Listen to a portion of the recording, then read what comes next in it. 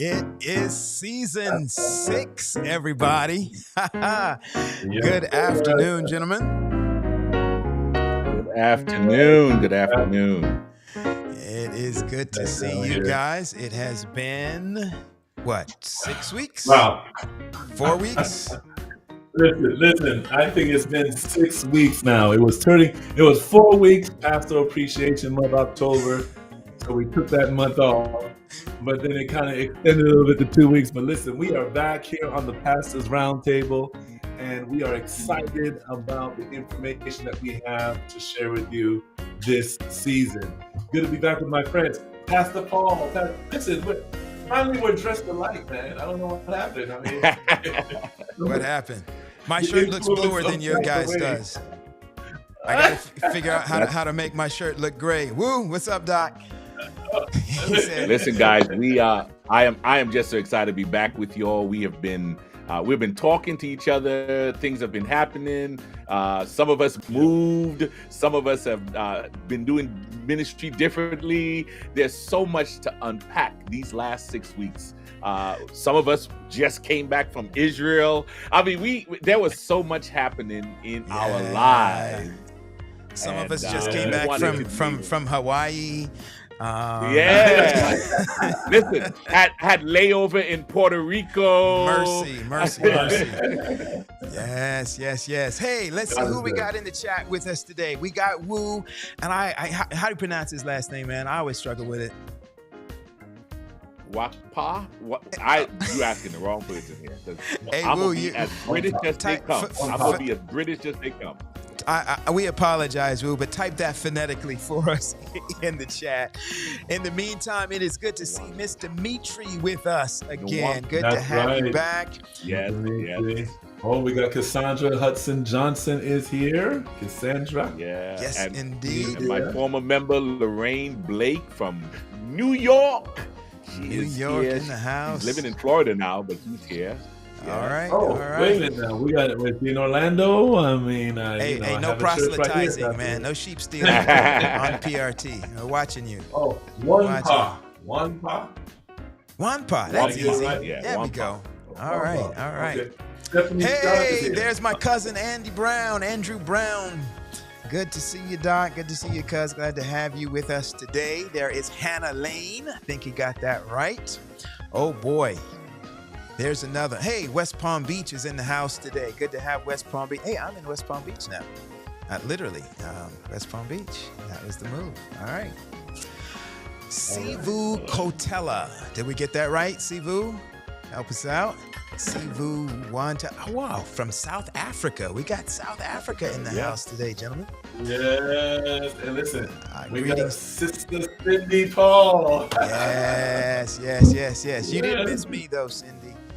Just had to. She's not talking about me. She's talking about y'all. All right. Well, listen. This season, man, I am excited about season 6. We've got some very fascinating topics lined up. But here's the thing. We want our audience to know we do not have all of our topics lined up for season 6. And we decided to do that because we wanted you to help us participate in that. We want you guys to be able to, on the Pastors Roundtable Facebook page, we want you to drop some stuff in there on topics and guests that you would like to see on Pastors Roundtable in this season, coming up in season 6.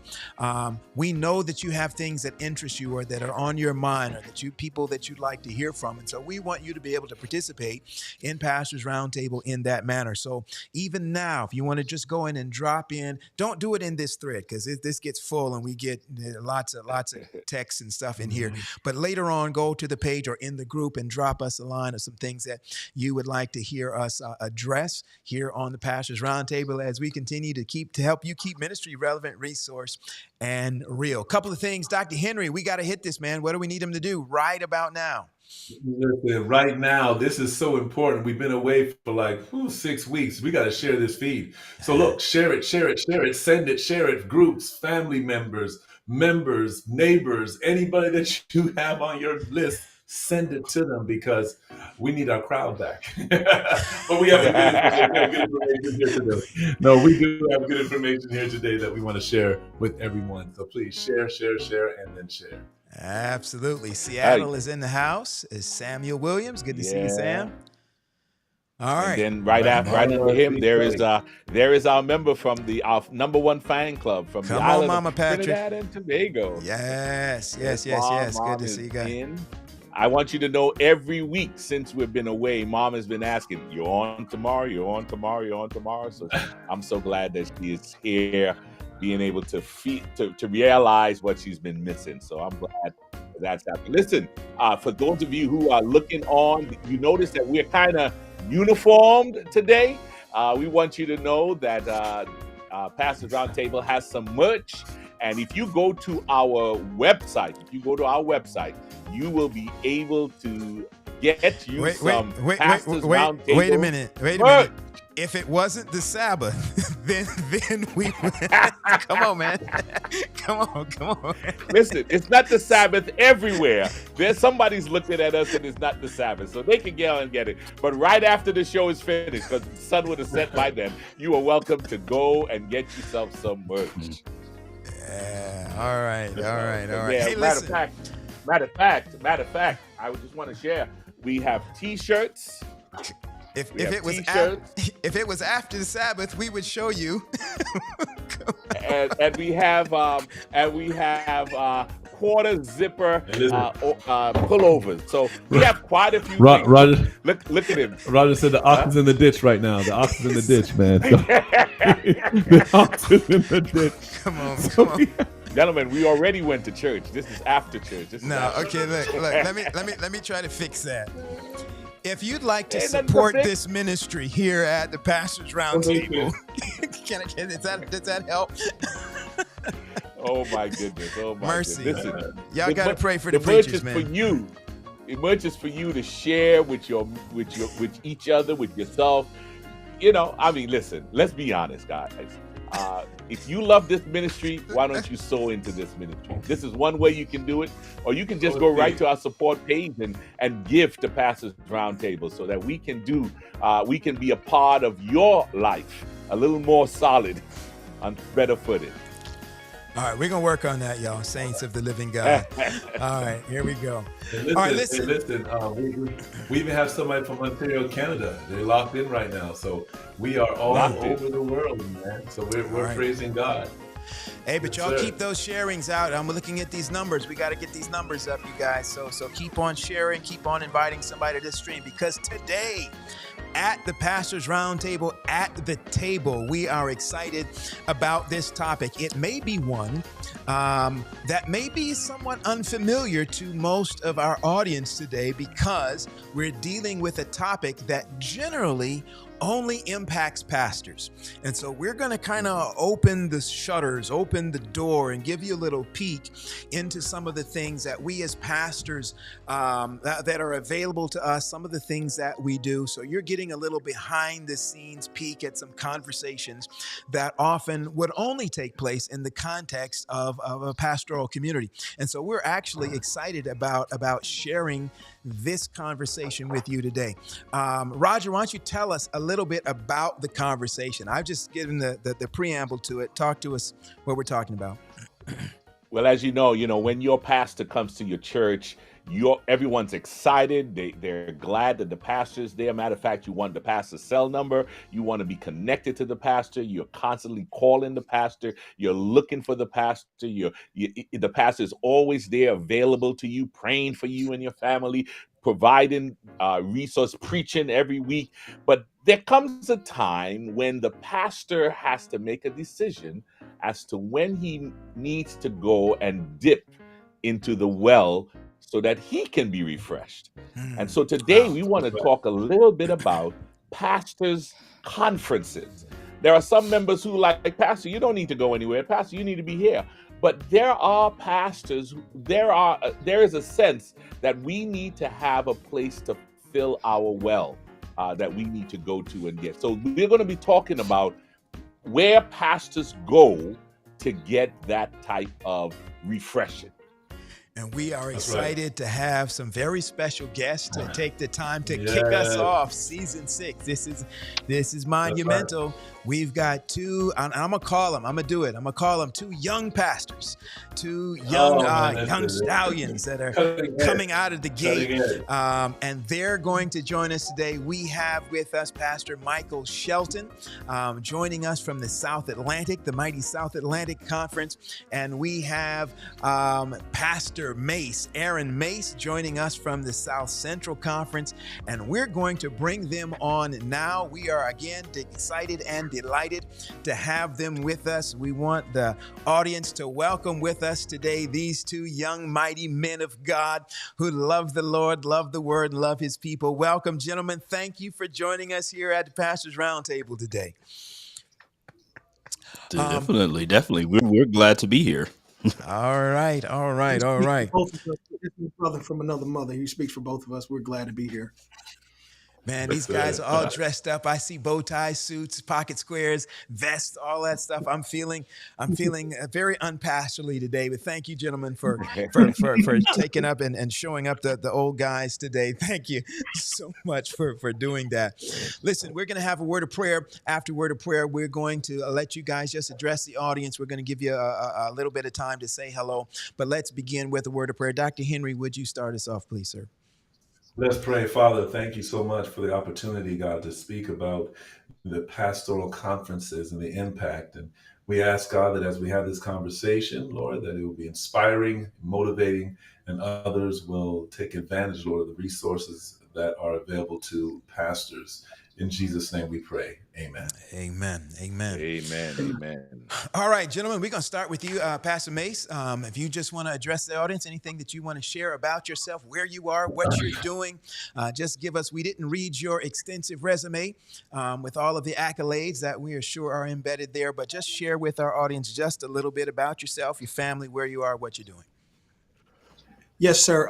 Like you mentioned before, I'm Pastor Aaron J. Mace. I'm from Fayetteville, North Carolina, small town south of here, and I share in ministry. My wife, my beautiful wife, Natasha Claudette Monroe Mace, and then I have a son, beautiful young man, 6 years old, Jackson Javon Jones Mace. And so I also pastor 2 districts: Pine Hill Seventh-day Adventist Church in Sylacauga, Alabama, and Beacon of Joy Seventh-day Adventist Church in Alexander City.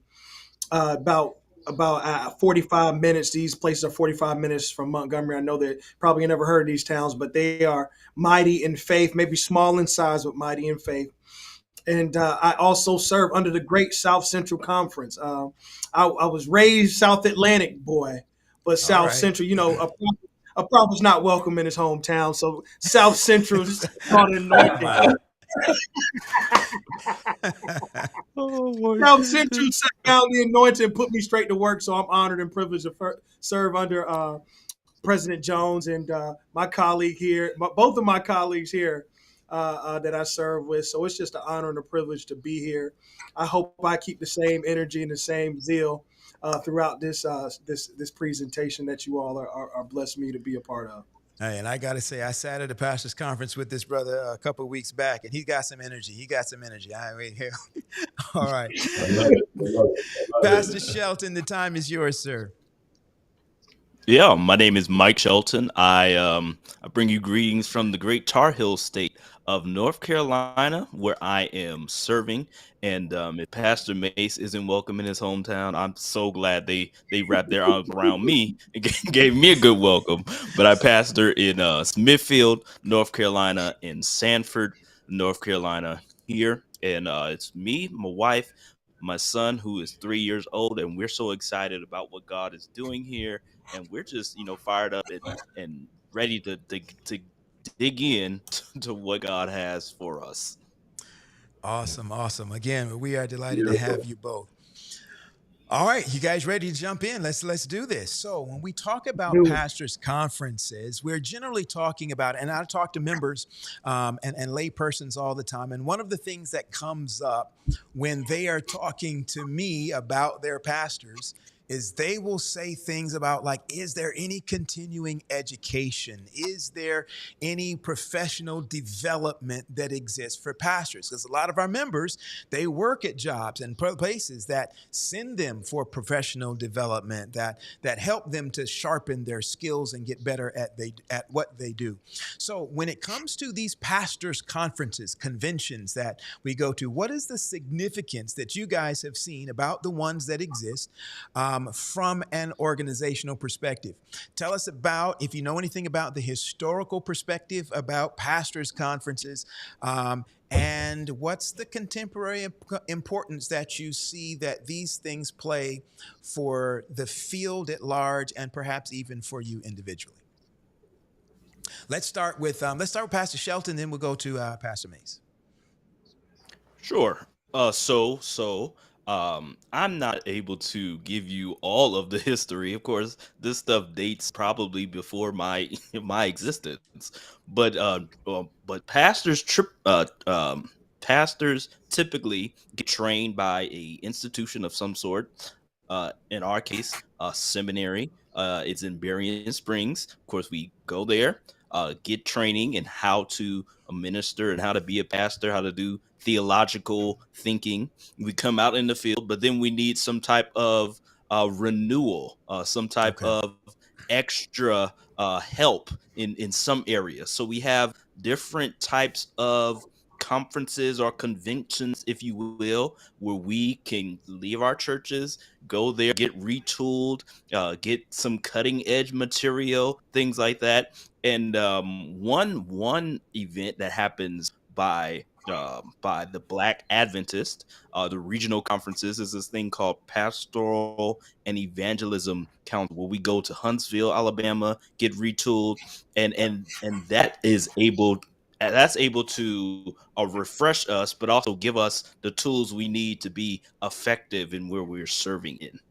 Okay. Awesome. Awesome. Any impact or what you see in those things, Pastor Mace? Yes, I wanted to speak on the contemporary relevance of the conferences, and I want to focus in on the beyond the EC3, and that was my first time. So I would love to, give my perspective as somebody who just first Okay. time, and it was wonderful. I mean, I felt as relevance, right, Pastor Paul? It was right on target because Mm, it was trying. The concept was to take us got it. beyond ministry that we're accustomed to, that we're used to. It was a challenge, and I felt invigorated when I left. Not only I had more tools to put in my toolbox via just technology and how to set up live streams.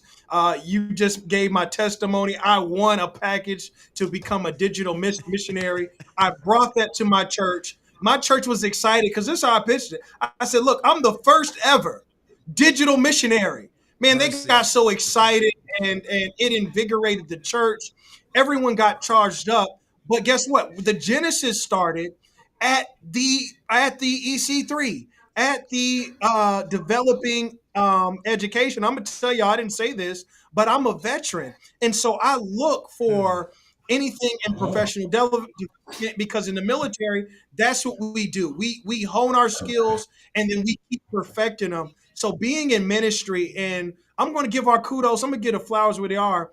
With our PELC, our EC3, our things that we have in our the called, all these things. I'm so excited as a young preacher that folk are concerned about me being well equipped to serve my local community and my local church. So I'm excited at where we're going and where we have been going. oh, that's good stuff. Hey, Wow. guys, let's give a little Hey, context. We've been throwing that- some letters around. Let's kind of, so when we talk about pastoral conferences, there are pastoral conferences on several levels. So let's kind of make sure that our audience knows what we're talking about.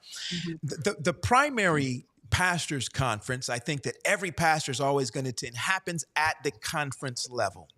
At the conference level, every quarter, every other quarter, conferences will do what we call workers meeting. And that's really your most Right. fundamental pastors conference, where all of the pastors of the conference come together, and there's like some in-service training information that is done there. And again, for most of the local conferences that I'm aware of, that happens between 3 and 4 times a year. It's usually about a 3 to 4 day event.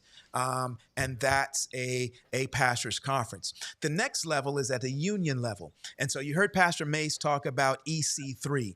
In the Southern Union, which I think all of us are part of the Southern Union, EC3 is the Southern Union's Pastors Evangelism Conference. Now, that's not a conference about leadership. It's not a conference about dealing with departmental or building structures or finances. That's a conference that is for pastors, but it is specifically geared towards evangelism. Then we have things like on the division level, which we just did this past summer, which was called. And called is kind of an all-encompassing thing. So they're equipping and training and resourcing pastors in evangelism, in leadership, in administration, in outreach, and lots of different things. Basically, everything that a pastor does, they're trying to cover that. And they do that every 4 years? Every Is it 5 every years. 5 years? Every Every 5 5 years. So that's once Right. every 5 years. And they brought all the pastors in North America to Lexington, Kentucky over the summer. And that's what transpired there.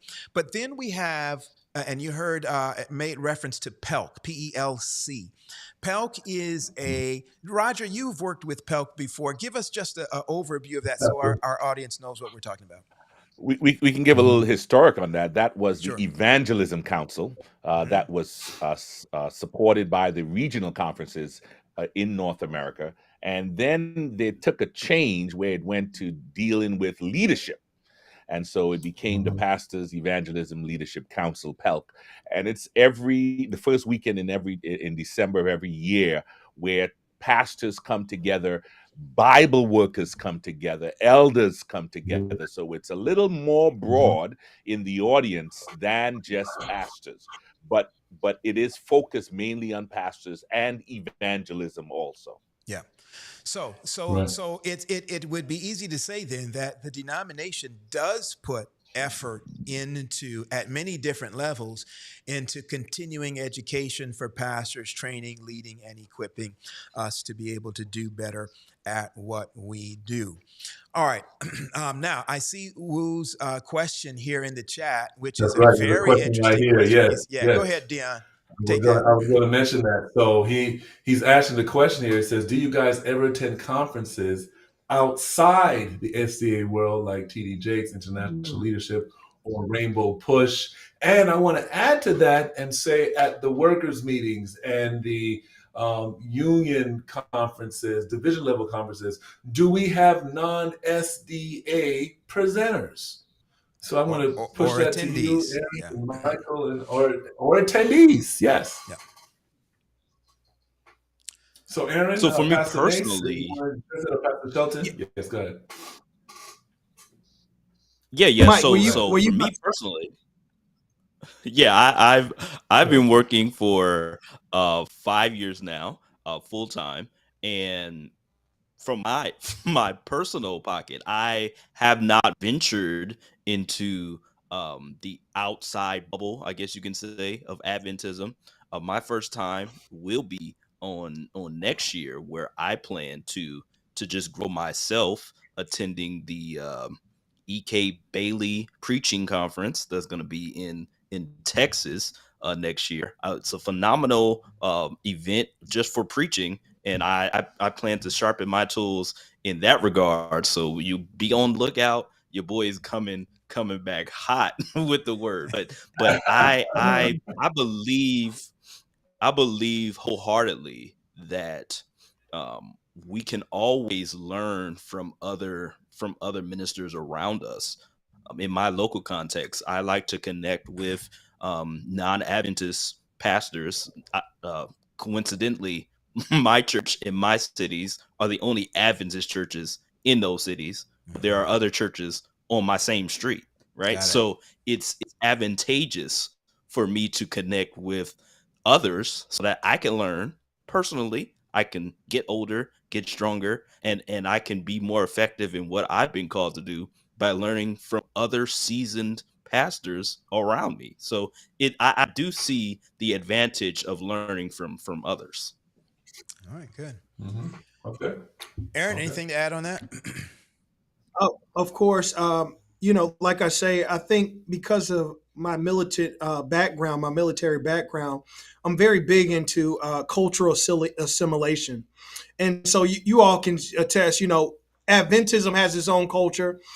Evangelicals have their own culture.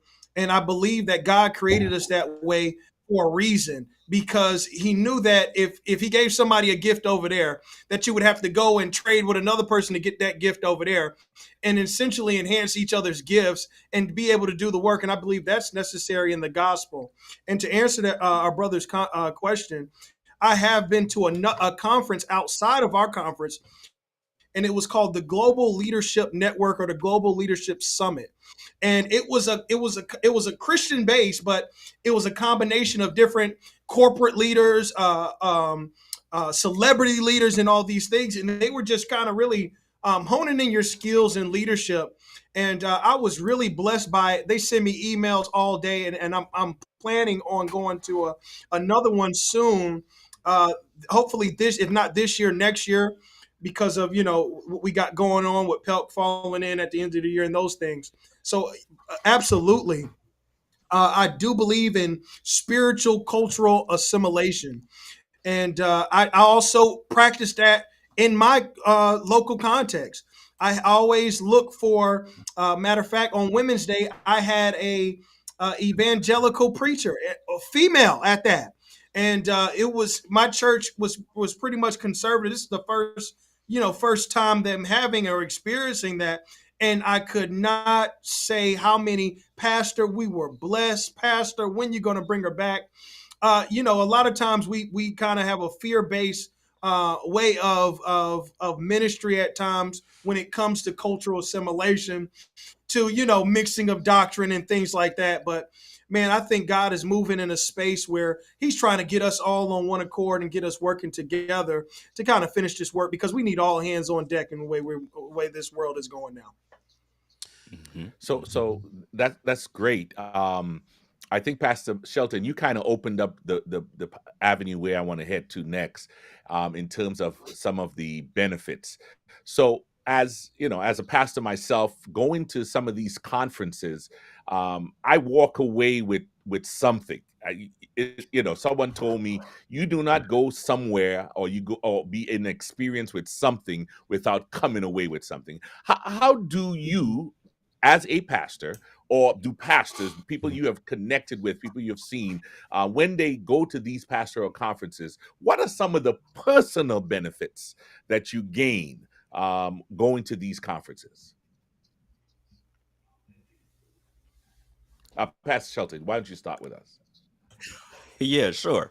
So I think the main crux for me is to always find workshops or presentations in topics that fit my current need. If I need a little more, if I need a little bit more training on how to deal with different personalities, then I'm going to hit up a leadership workshop. If I'm trying to figure out how I can get my church better within the community, I'm going to hit that kind of workshop to see how it can benefit me. So of course you get what you pay for, and I definitely go to these conferences trying to get every dime, penny, nickel out of, I'm trying to squeeze that thing to make sure I get all of the benefits of the workshops. But then it's definitely an opportunity to rub shoulders with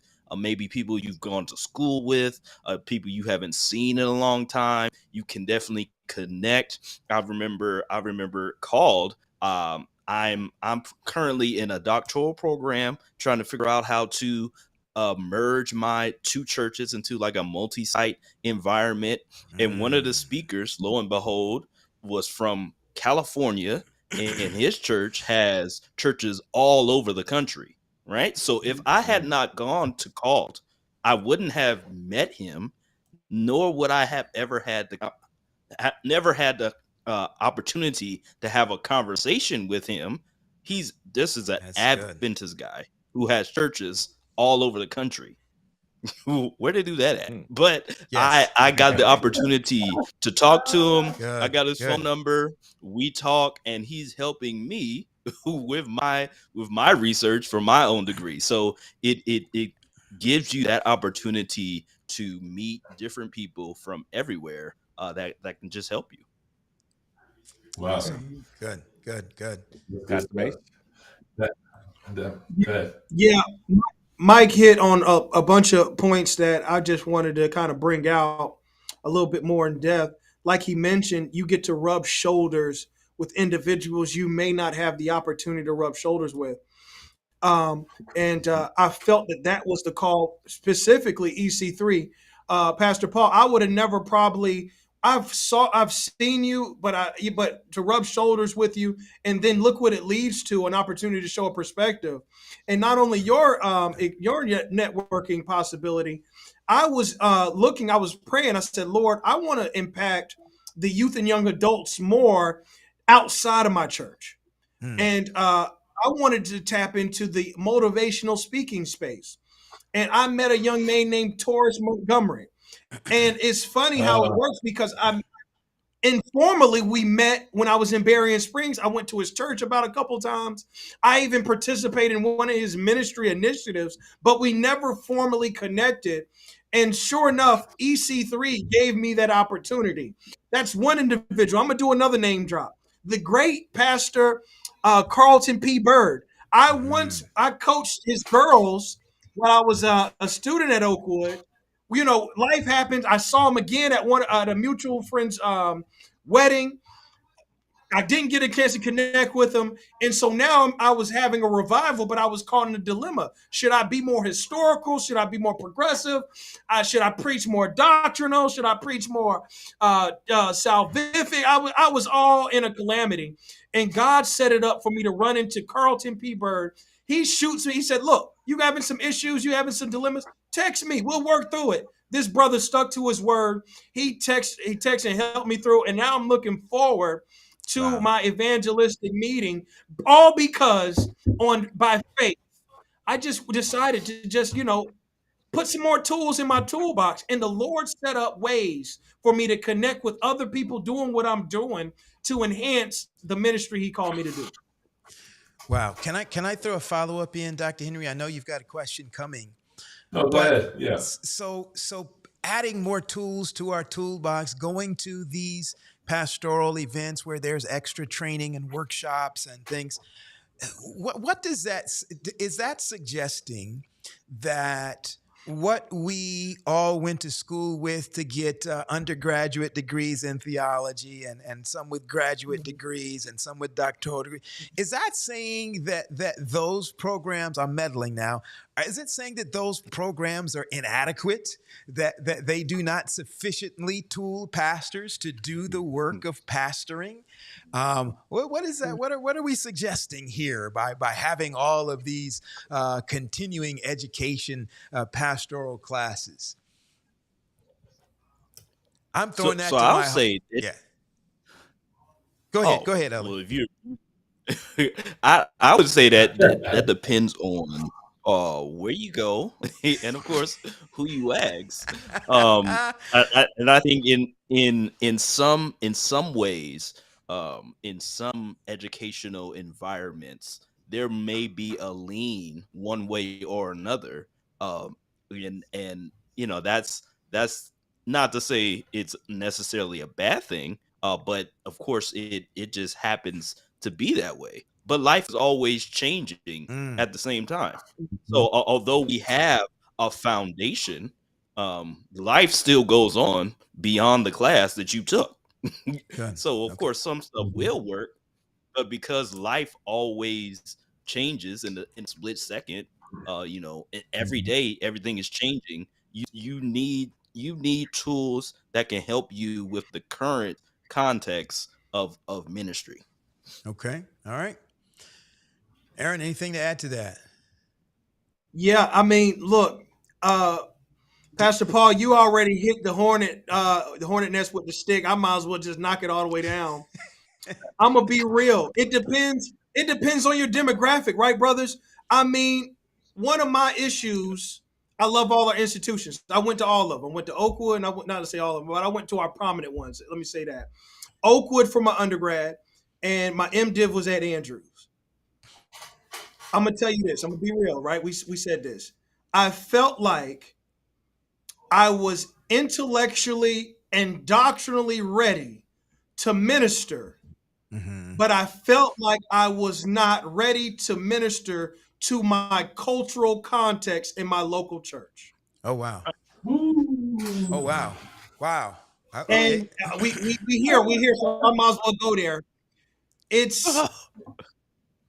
I might have to go there. It has, and my complaint, my gripe was when I first touched down and I was in the projects, my doctrinal work didn't help me. Oh.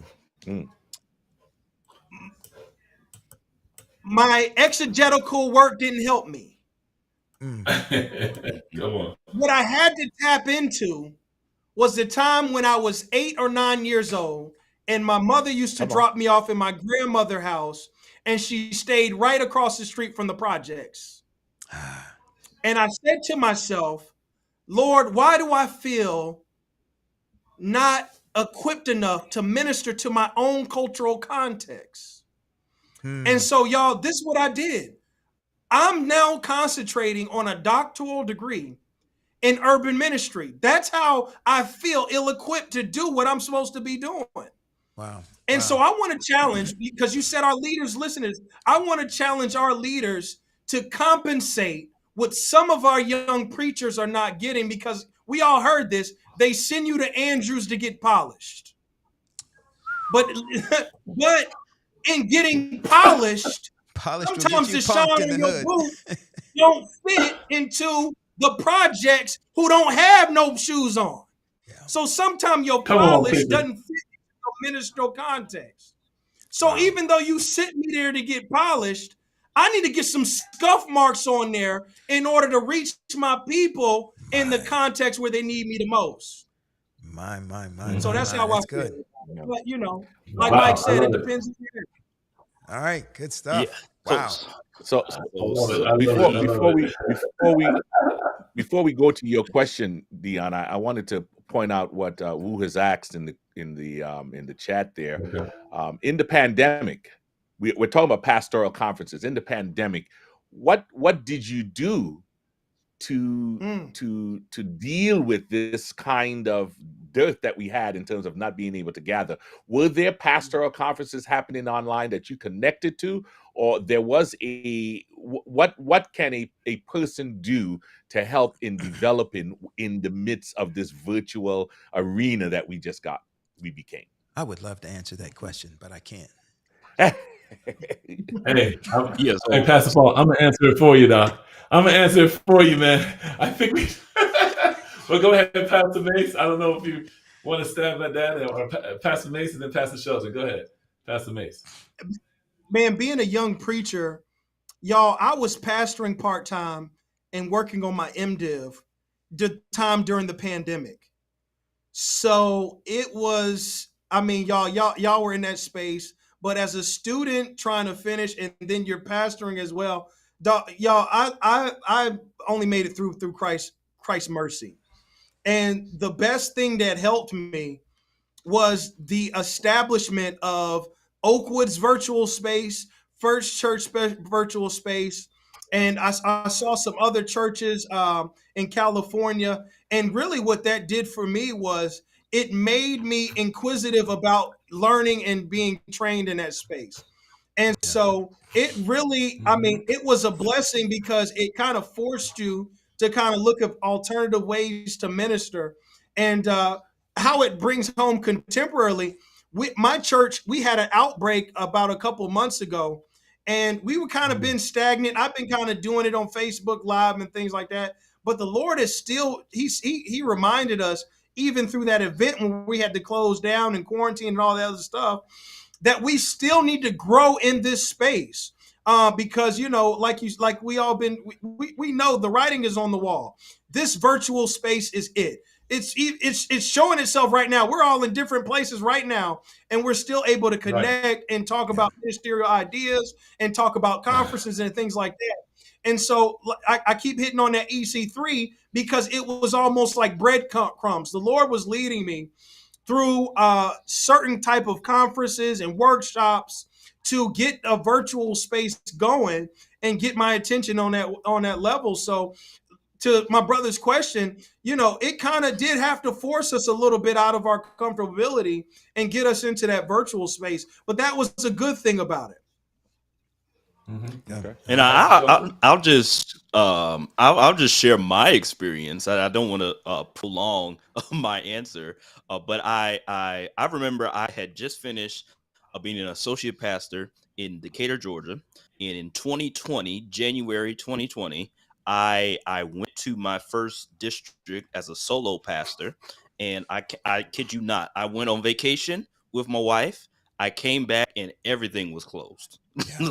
Like we could, we were lucky to get off of Puerto Rico where we were, because that was shutting down too. So I came back. I'm my own pastor. I My own got all pastor. this training from the seminary. I didn't have to be an associate pastor no more.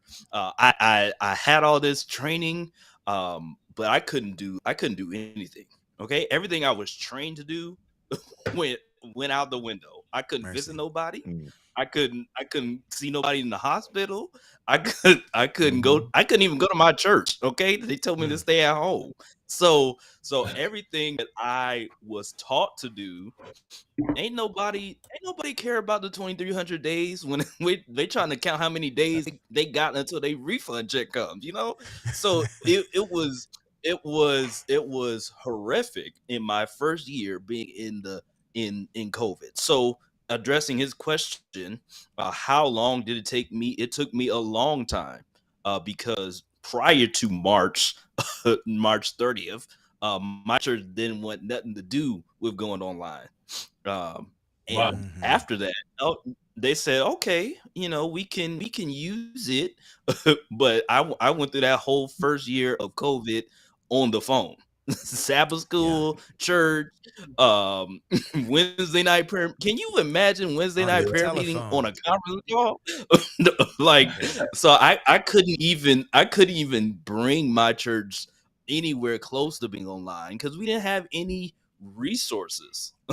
I can preach you under the pew with all this theological knowledge that I have, but people, the kids need book bags to go to school. First off, they need book bags to go to school at home. They at home. They need the supplies, right? So everything I learned kind of took a back row when I'm trying to figure out how to navigate in between the COVID, trying to be a solo pastor, trying to help my church get on the internet so we can at least see each other. And so that was challenging. The training I did receive was this EC3 we keep talking about. It was virtual at the time, and that was the first time I ever attended any kind of EC3. What is that? So that was the first time I ever attended, and when it was online, and it was good to me. I received everything they gave me. I was able to implement some things. The other training I received was, I guess not Advent. Well, he is Adventist, but it wasn't sponsored by our church. But it was YouTube University, Kirk Nugent. Come on now. I watched all his videos, all of them. I still watch them, and everything he does in his videos, I was doing in my church. And my members thought I was legit, guru, but it wasn't me. It was Kirk. Was Kirk. Listen, can I? I'm gonna do it anyway. I said I wanted to answer and I couldn't, but can I do it, Dion? Can I answer? So I was going to say Pastor's Roundtable, man, but go ahead and answer it. Oh, Pastor's Roundtable. Well, so here's I think yes, and we did have some folk come on to help and to talk about those things, but as I looked at that in response to Wu's question, I think that a lot of our regional conferences were there was such a gross deficit in terms of helping us transition into that pandemic space when it came to training and resources, finances. None of those things were really there for us, and so, or at least for a lot of us. So I think that to Michael's point, there were a lot of us who, some of us may have already had a little penchant for some technology stuff. And I think I was probably one of them. But even with everything that I knew coming into it and the equipment that I did have, I went to YouTube University. I had to go and dig and find out stuff for myself. My churches, my local churches, media department, largely funded out of my own pocket, and individuals in there, we are funding this stuff out of our own, but buying cameras, buying streaming equipment, buying switchers, all of those kinds of things, cameras, lenses, and those things get expensive, but we just weren't ready. We just, quite frankly, we were not ready to be able to make that transition. And but what I am glad is, I think on the positive side, what I have seen in our conferences is the recognition that we have to do better and that we have to catch up. So I've seen, like in my conferences, we hired I forget exactly what the title is. That's a shame. But Arnaldo Cruz is one of the digital gurus.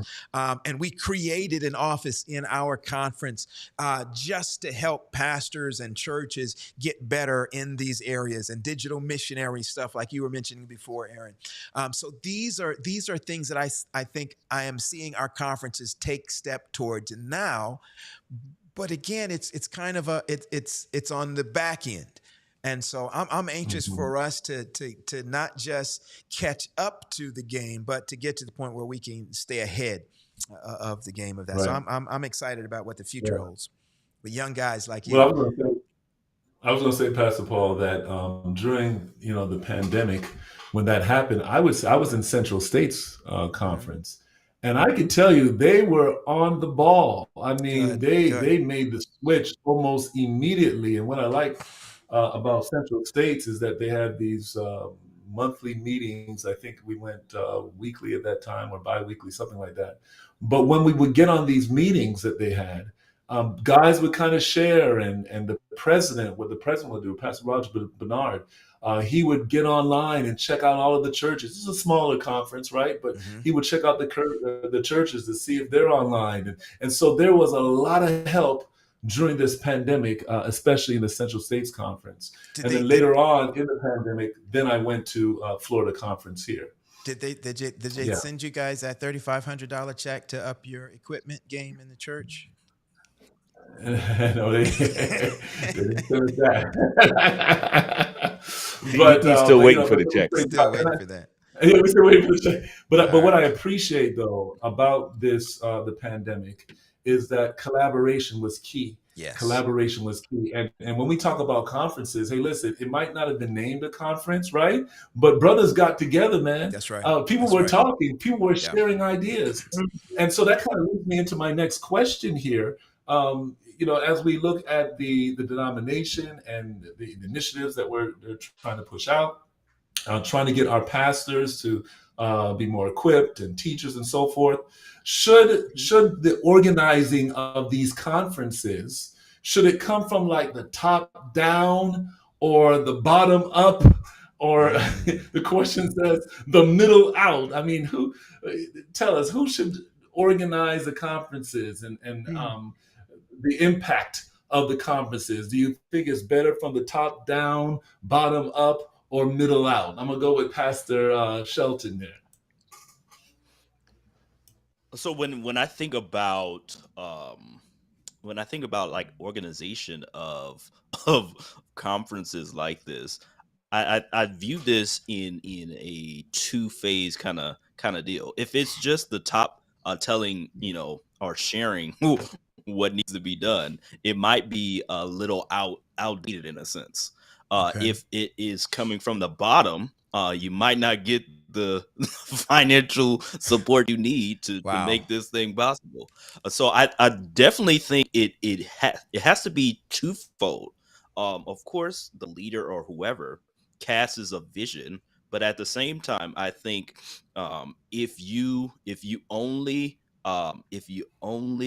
take the opinions of those around you, you always have the same kind of conferences year after year after year. Okay.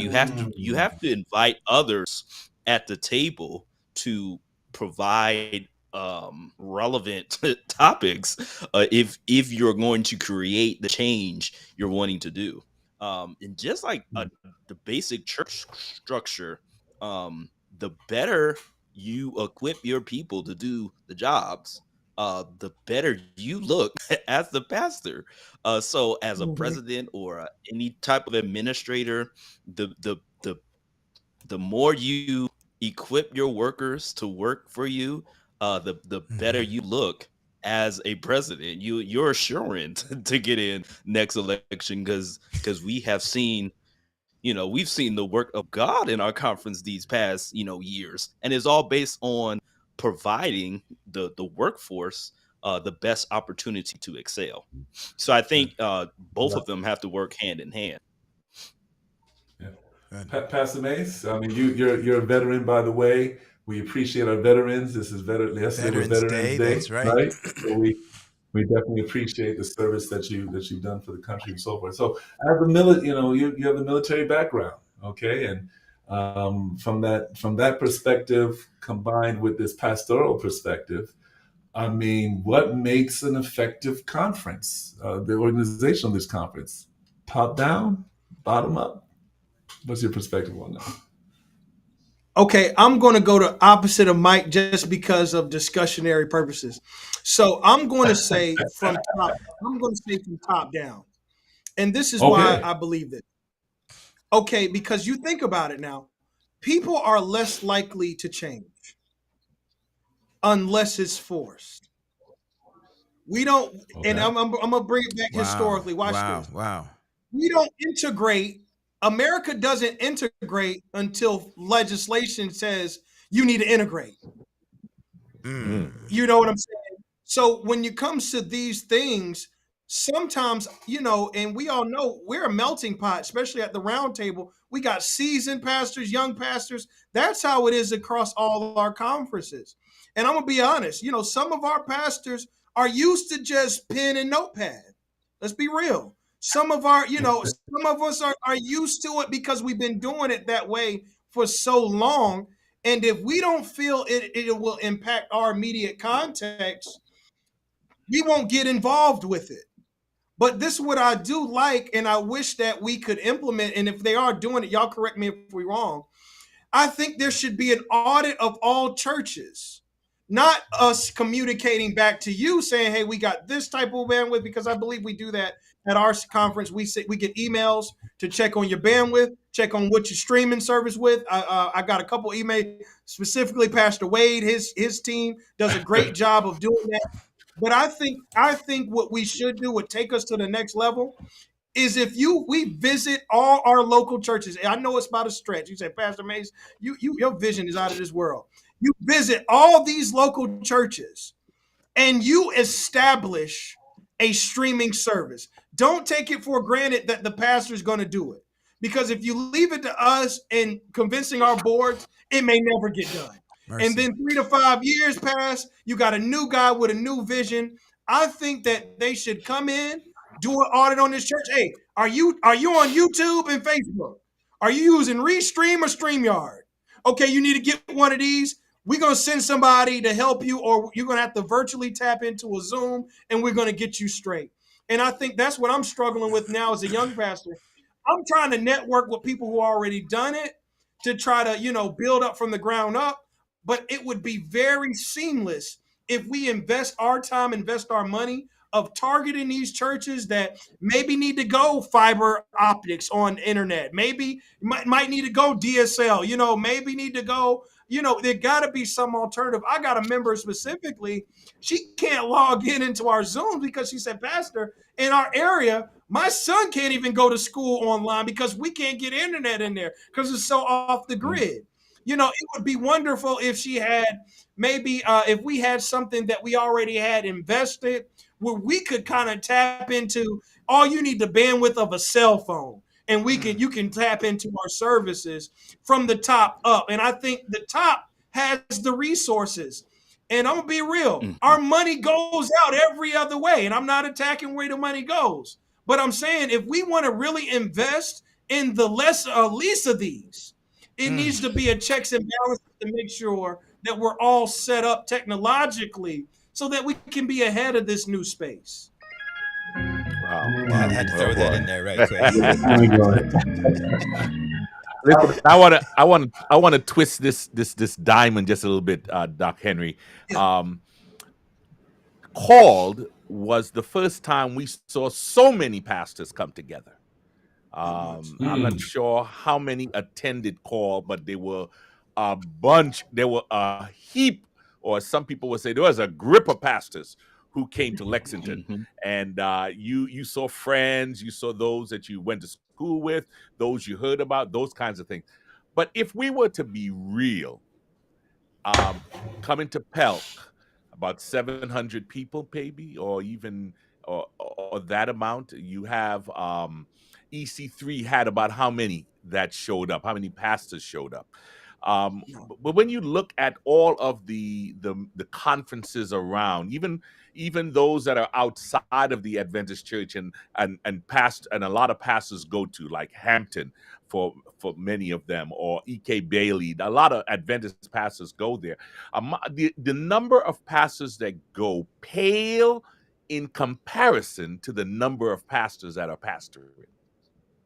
And so the question lends itself in terms of when we do these things. One of the administrators at the year-end meeting asked the question about is doing these events like Called and EC3, are they impacting? Is there a return on the investment to the organization as opposed to the individual? And you are two pastors here, Pastor Mace, Pastor Shelton. You shared about the personal impact you receive. But do you feel that going to these conferences brings back a return to the organization? Pastor Mace? I believe it does to an extent, right, Pastor Wade, because it, like Shelton mentioned this before.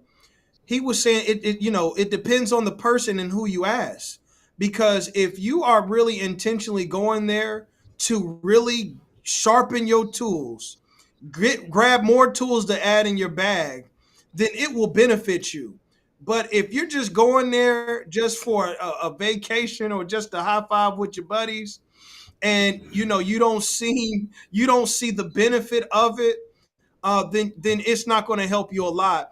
And one thing I realized about, while we're talking about the Called and the EC3, I was there. I was at the call virtually. I wasn't able. I was in the middle of transitioning, and so one thing I loved about the EC3 was that even though you didn't make it to every one of the workshops, they all had like a central theme where it was like every one of them were on one accord. Like, we need to go beyond. We need to ramp up our streaming. So I think really, to answer that, Pastor Wade, I think if it's a concerted effort to really nail home a specific theme and a specific point, I think you have no choice but to garner something from it. But I think a lot of times with our workshops, I think we got a lot of buckshot workshops. Like, we're all over the place with some things. And I think we just need to one day come into maybe quarterly, just zeroing in one thing. If it's urban outreach, let's zero into that. If it's finances, let's zero into that. If it's personal development, or we need to zero into that. I think if we just focus on the things that happen contemporarily, man, we'll be ahead of a lot of these things that normally, Doc, we've been having knee-jerk reactions to. Wow. Pastor Shelton? I don't know. When I think about Yeah, when I think about some of the different conferences or conventions that I've been to, um, I do think that some return on investment is there. I'm not going to try to compare EC3 to a called kind of thing. EC3 was more practical, what I can do in my church. As called was more about me as an individual and my relationship with God and how I'm treating my family and finances and leadership, that type of deal. But I will say that there is value in these conventions. I think the value is sometimes not as visible because of the context that I am going back to. Right, so I'm coming to these conferences. I'm seeing this glamorized ministry about what I'm gonna give you a better example. I'm going to these conferences. I'm getting this workshop about how Oakwood Church is doing online ministry, and I'm going back to my church with 2 people in it. Mercy, So mercy, so the mercy. context where I am is faltering the value that I just received, right? Mercy. Because I I'm not never gonna have a praise team. I'm leading the hymn every week. All right. I don't have nobody in the sound booth. Playing the My piano, doing the wife, who sound. is the Yep. other who is the other capable body of being in the sound booth, is in the mother's room with my son. Okay, so the value is not being returned back to you because my context prohibits me from doing Mm. what I'm trying to learn, Wow. what I just gained from your workshop. It's not that I don't want to do it. I just don't have the resources in house to do anything close to what I just learned. Ooh. All right. So My goodness. I think context does matter if we're trying to play the numbers game and see, if we're getting a return on what we just invested in you. That's big, Mike. That's Boy, big. Mike, That's you just good. said a word, Man, boy. My Yeah. goodness. Now, that is a word. pastors, Mike is now going over to my side when I said it goes from the top Top down. down. Now he's seeing my perspective now, right? Uh, Because my strategy, what I'm saying is he ain't got to worry about that because the conference with the money is taking care of that right there for him. You see what I'm saying? yeah. Yeah. But let me ask you a question. Let me ask you a question on top of this now. So we're saying top down because then things will be done. But where is it initiated? Isn't it initiated from the bottom up? Mm. I mean, I'm just asking the question because when we go in history, we talk about these laws and everything. I mean, was it like a ground movement, underground movement, and that, and then it Right. came from the bottom up. And if that's so, if that's so, where things are initiated from the bottom up, then let's look at our conferences now. Let's look at PELC. Let's look at EC3. Let's look at CALL. How much input? And there might be a whole lot. Roger, you might know. I know you you know more than me when it comes to putting together these conferences. But how much input do our local or does the local pastor have on these conferences? The pastor with a 2 church district and a 3 church district, how much input do they really have on these conferences? Because if they don't have significant input, then I'm like, well, what can those pastors actually get out of these conferences? I mean, that's just a question I have. I don't And know who wants to tackle that question. we're gonna give you guys just about 3-4 minutes to think about that because we're gonna take a quick Think break about that question. and we're going to be right back with our guests. Don't go anywhere. Again, we just want to say thank you to our audience for joining us today on our kickoff of season 6. We've got 2 wonderful young pastors who are talking with us today, Pastor Michael Shelton, Pastor Aaron Mace, and we've had a great conversation so far. We just want you to let you to let you know we've got about 20 minutes left. So it's still not too late, Dr. Henry, for our audience to do what? Well, listen, it's time to share. You better share it quick because this thing is going by quick. It's going to be gone in just a moment. Pastor Wade, talk to us very quickly about the Pastors Roundtable website. What will people find there? How can they be engaged there? Share with us very quickly on that.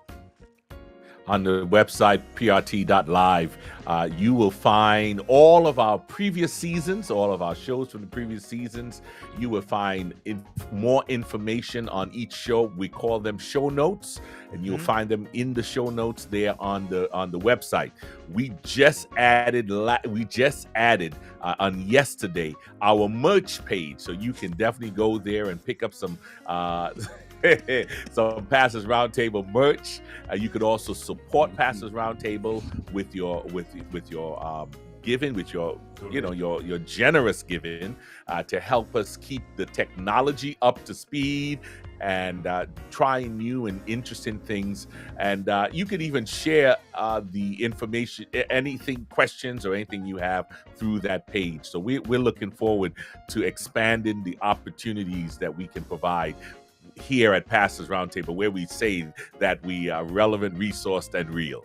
Hey, good stuff. One more thing. I think we got an email, gentlemen, just before the break. And I don't know if we discussed this, but I wanted to bring this out. It was on the episode that we did on the beginning of I don't know how to say it, the black work or the black church in the Florida Conference. You remember that episode that we did? And we got an email we wanted to respond to that let us know that there were some black pastors in the Florida Conference prior to, because we made a statement that this was the very first black pastor and black work hired by the Florida Conference in the state conference. And someone went and did some research, and they pulled up some of the archives, and they found out that while Pastor Curlew was certainly one of the pioneers in the work there in the Florida Conference, but he was not the only one and not necessarily the very first one. And we want to make sure that we are relevant, resourced, and real honest as well. Right. Make sure that we and have. I think the proper terminology probably should have been since regional conferences were in existence. Sure. I think that's when Pastor Curlew was yeah. Hey, and listen, we appreciate our listeners. You guys help keep us straight, keep us honest, make sure that we get information. And we love the fact that when you guys hear information, you go back and you check it and you research it. And so that makes us feel good about the product, about the content that we are bringing to you, that it is of that much interest to you, that you go and spend some time with it. So thank you so much for those of you that do that. And we continue to look forward to your interaction with us on that level. Hey, let's go back to our guests now, bring them back on. And Dion, we might need you to just to kind of restate that question so that they know where we left off there. Because it was a good question. I wanted to have some input on that too, if I may. Right. So in essence, just want to know how much input, does a local pastor have on these conferences, especially the pastor with a 3-church district, with 5 people in one and 10 people in the other, and they're like an hour apart.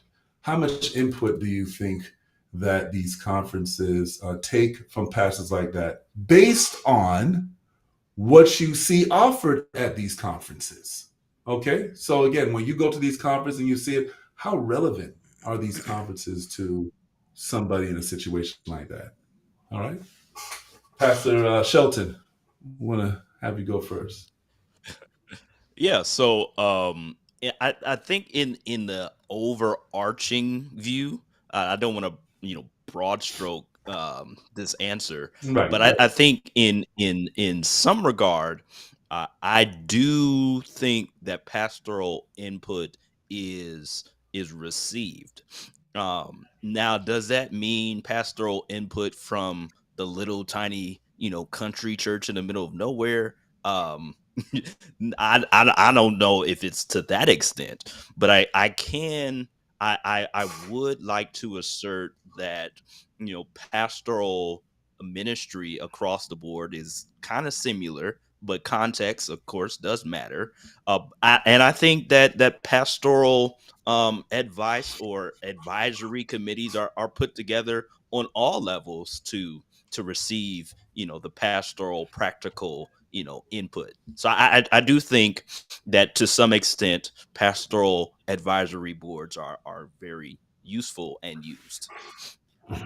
That's a very, very good point. And again, I just don't know, but I would hope that this pastoral advisory board is made up of representation from all, as much as you possibly can, different contexts around our conferences, so they just don't have one set of pastors in a specific context, but they do broaden it, and have different ages, which brings different perspectives and so forth. So, and maybe that's so. Maybe we might have to do a show, Pastor Wade, on this sort of thing, and bring in some of the lead organizers of these conferences and just see how they come up with their conferences or come up with their workshops and seminars. Yeah, Pastor Mace, go ahead. Yeah. If you want to respond to that.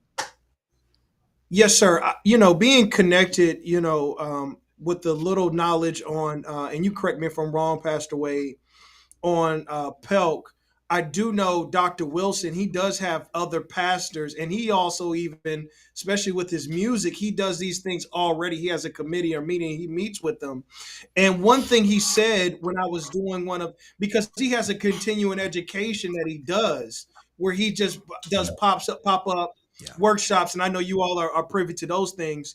And one thing he mentioned when I was in one of his classes, that he likes to outsource to other pastors who are working in the smaller and the local churches, because it kind of gives you a wide perspective. He just doesn't deal with the mega. He deals with a lot of high-level churches and low-level churches.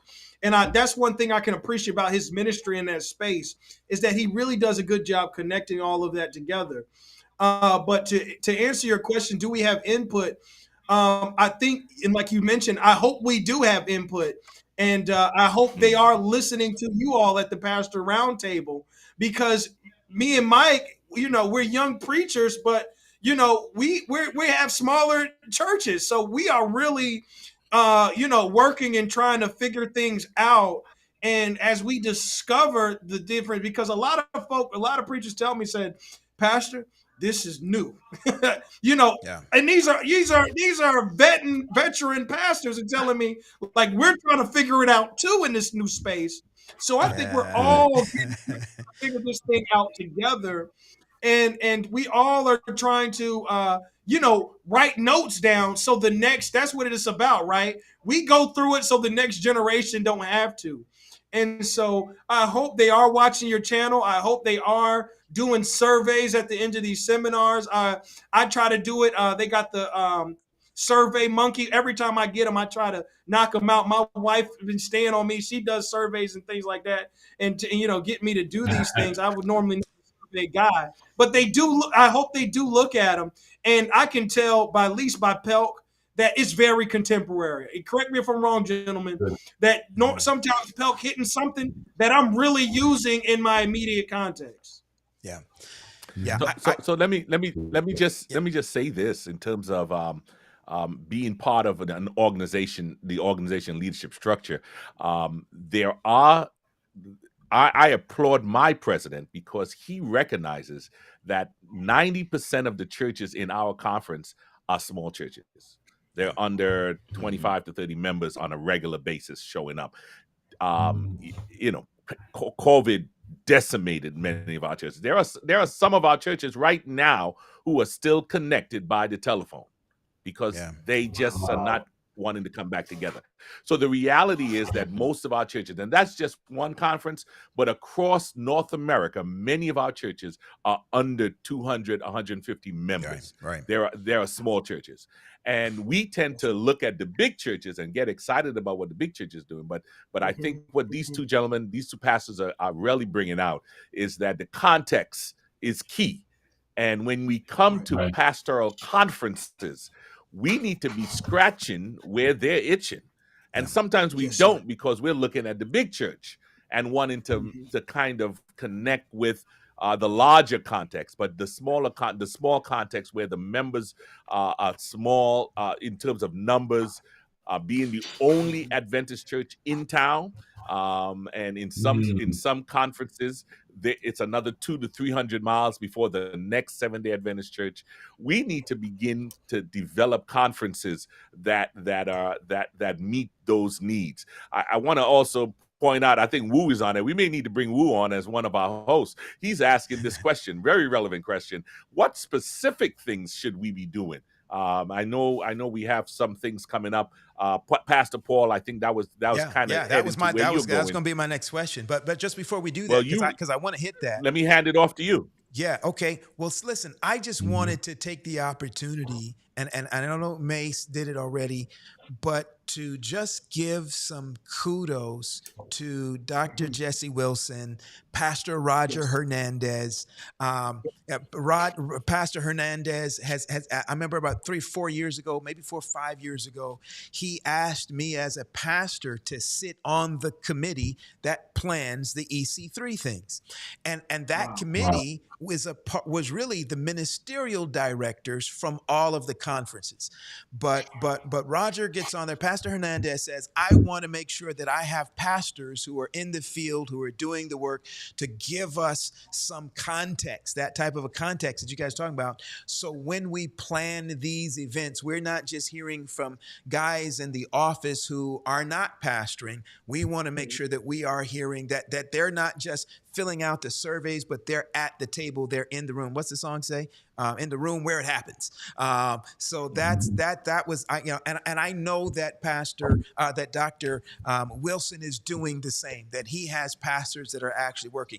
And I'm sure the ministerial team at the North American Division, when they put call together, I have a very sneaky suspicion that they have done the same thing in trying to make sure that pastors do have a voice and do contribute to these leadership training, continuing education events that we have. So that brings us back to this question.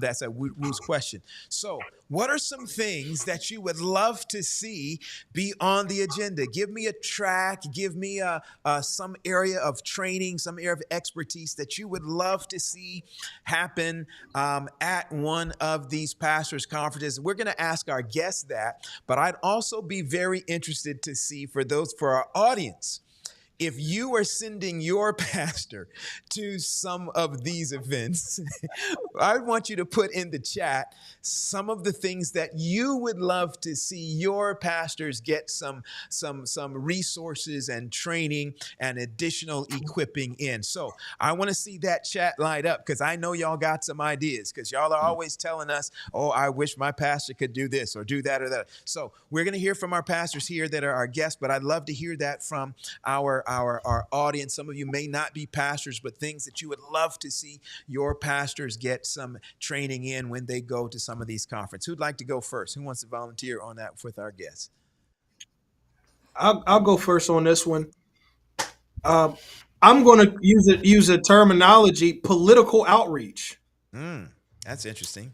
Political outreach. A lot of things, man. I see that it would be beneficial to us as a church to, join with these people. For prime example, there's things like Faith in Action Alabama. I get a lot of messages of campaigning and voting, and I think it would say something to the people if we kind of are spiritually heading these things to things that really impact their immediate context in their communities. I mean, if we think about it, with gun violence going up and, things happening with gangs and with them cutting our programs that keep our kids from even being privy to these things in their environment, or even things that even are beneficial to our community. Man, what would it be if we could really tap into the overpopulation of the criminal justice system and, prisons and things like that? What if we had be the in between, when they come out and having work release, or even we as a church be responsible for these inmates, or even trying to develop programs that will keep our kids when they get kicked out of school or when they go to in-school suspension, supporting them with mentorships and helping them with things. I mean, I would love to see us really focus on that thing. Like I said, brothers and sisters, this is affecting our local context at our smaller churches. My numbers would grow if people see me actually advocating for things that impact their community. And y'all hear this preacher in here trying to sound all relevant and stuff. What in the world? What? Love it. I love it. Good stuff. Pastor Love Shelton. Well, I coincide with what Aaron has already raised. I do think if there are some types of trainings that will help me be a community partner with surrounding entities, that would be great. I know personally, this is just personal. No shot to where I've been placed, but to say it nicely, I struggle with I don't want to say I struggle with people skills, because that's not where I'm struggling. But I really need some help, education, something on how to deal with more seasoned members. When I say seasoned, I mean older members. For a long time, I push initiatives in my own church, and I get the reminder that, young pastor, don't you know that I have grandchildren that went to school with you? So They'll let you know that in a minute. That's right. they will, especially when they don't agree with you. It irks me sometimes. But I guess what I'm trying to say is leadership development, dealing with different personalities, trying to sway them to trust a younger a younger pastor. And I think one of the foundational pieces that is needed, of course, is just trying to empower individuals to believe that they still have juice in the tank to do certain things. Just empowering old people to know that, you might not be able to knock on every door, but you can get the phone book out, you can write a letter, just little things that can help others feel empowered. So an empowerment seminar of some sort would also be helpful. I think. All right. Wow, that's good stuff. Well, let's, Pastor, you about to say something? Oh, I said I hear the music that's telling us Yeah. that our time. It's time. It is time. Listen, this has been a great show, great dialogue. Just talking with some pastors here who are on the cutting edge, letting us know the importance of pastoral conferences and how that can impact the field. And so I just really appreciate that so much. Just one more thing I want to say before we kind of just share our accolades and kind of, I guess, or applaud you and then sign off. The scheduling of these pastoral conferences.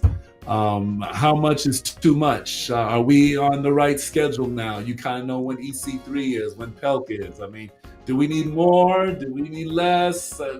Talk to us, Pastor Mace. I didn't catch that. I was stuck in the comments. I'm sorry. Say that again, Elder. Oh, okay. Them comments got me distorted. The scheduling of our conferences, the way we have them scheduled now. We have PELC in December, we have EC3 November, the call every 5 years.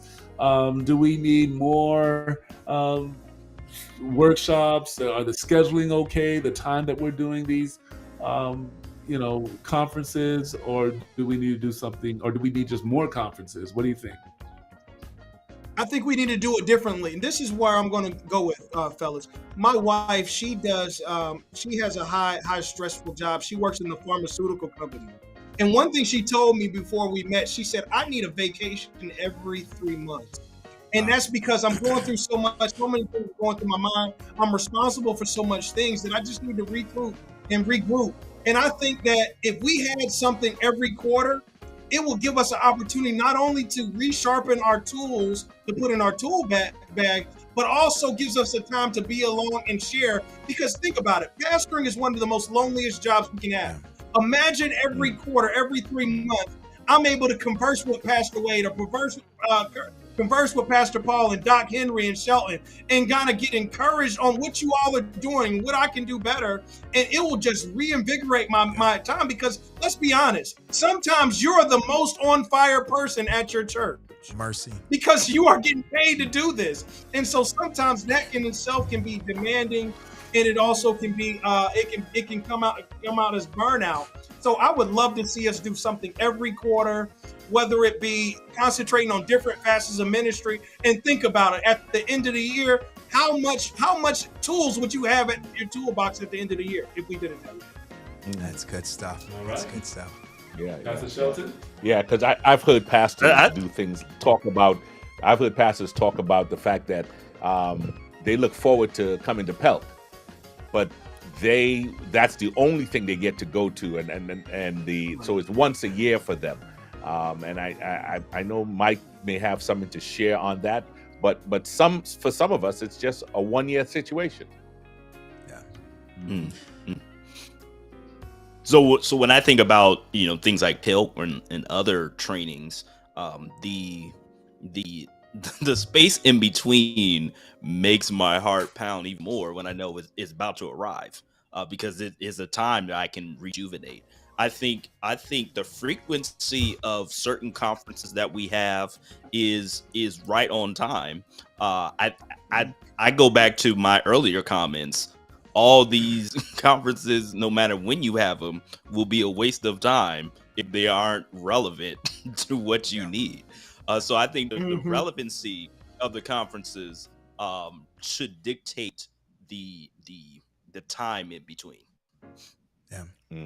Nice. Hey, well, this has been great, guys. And listen, one thing we didn't even touch on is the financial piece. Paying for it. Who should pay for it? How much it should cost? That's another show. Or that's another conversation. No. We got 30. Let's get that in 30 seconds. I want y'all to know that when your pastors, your members, you got to know this. When your pastors go to these conferences, the bulk of the financial responsibility is on them. The conferences are not paying carte blanche for pastors to go to these things. So they are putting them on, and our conferences or institutions, they are putting money into creating it and making it happen and bringing in guests and all that sort of stuff. But the bulk of the cost of attending these conferences comes out of your pastor's pocket. So you want to create a little continuing education fund for your pastors. And I'm talking specifically for these two that are here. Pastor Mace, then you're members of their church. Y'all got to make sure y'all show your members this episode. Go ahead and create that line item for continuing education for my pastor. I think every church ought to have that line so that when it's time for them to go to some of these conferences, that they don't have to try to figure out, am I going to, fix the carburetor on my car, or am I going to go to this conference? Am I going to buy my kids some shoes for this thing they got to be in, or am I going to go to this? It's really helpful when at the local church level, because you get the benefits. The local church is the primary, or can be the primary benefactor of making sure that your pastors get to go to these type of things that really help to retool them and make us more effective and more efficient in what we do. Listen, gentlemen. That is definitely on point. That's definitely on point. Although you dated yourself with fixing the carburetor. Yeah, there are no carburetors no more. Man, yeah, all right. That's all right. No, there was a time. Pastors used to have to figure out, do I fix the carburetor or do I go? Now we don't have to say it that way. But anyway, there are so many things that are pulling on the pastor finances.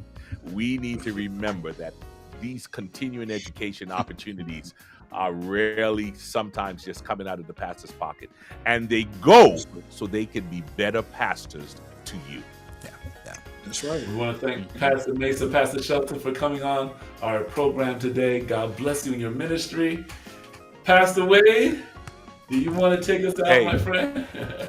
To our viewers who joined us today, welcome back to Pastors Roundtable Season 6.